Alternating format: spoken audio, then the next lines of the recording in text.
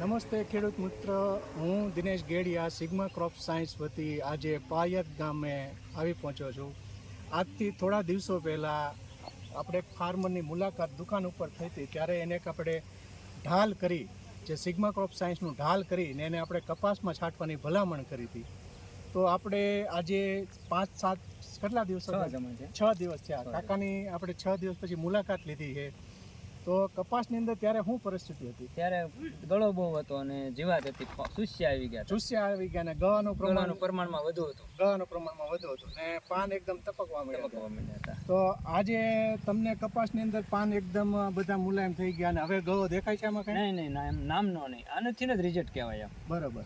ને એનીથી ગળો સાફ થઈ ગયો છે. જીવાતનું પ્રમાણ કેવું લાગે છે? નહીં, જીવાત નામની નહીં. બીજું અત્યારે બધાના બીજા કપાસ આપણે જોઈ છે તો કુકડાય છે, તો આમાં તમારામાં થોડી જીવાત દેખાય, પણ કુકડાઓ કે એવું કઈ દેખાય છે આમાં? નહીં.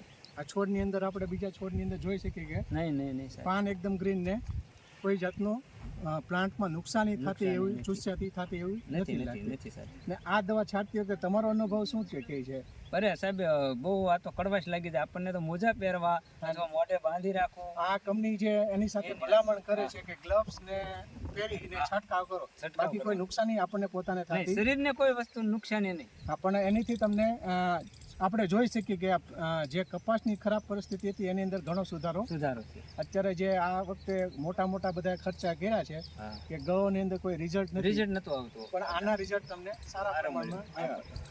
તો હું ખેડૂત મિત્રોને એક જ ભલામણ કરું છું કે સિગ્મા ક્રોપ સાયન્સનું ઢાલ, જે તમને ચૂસ્યા પ્રકાર જીવતમાં 20 થી 25 દિવસનું રિઝલ્ટ મળશે. એની સામે છોડ એકદમ કડવાશમાં આવી જશે, કોઈ સકિંગ પેસ્ટ એનો રસ નહીં ચૂસી શકે ને ડેમેજ નહીં થાય પ્લાન્ટ. ને એક આના અધર બીજા ફાયદા છે કે કોઈ એનિમલ જે કે રોજ છે, ભૂંડ છે, એનો ત્રાસ આનાથી ઓછો થઈ જાય. આપણે ઢોરને નાખી તો પાન ખાય છે? અચ્છા, એટલે એનો મતલબ એવું કે કોઈ પ્રાણી આને ખાઈ ન શકે. તો ખૂબ ખૂબ આભાર. આપનું પૂરું નામ? નાગરભાઈ ગીધાભાઈ બાવળિયા અને ગામ પાળિયા, જિલ્લો બોટાદ. બરાબર, ઓકે, આભાર.